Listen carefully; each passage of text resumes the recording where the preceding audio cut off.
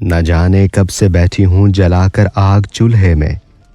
बड़े से देगचे में फिर बहुत सा पानी डाला है।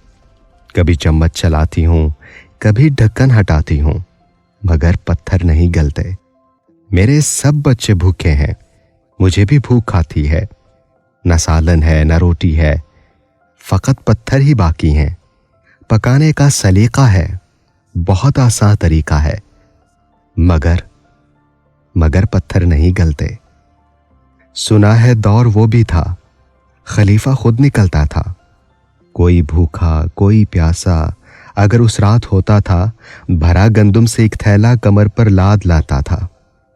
यहां कोई नहीं आया, न जाने कब से बैठी हूं।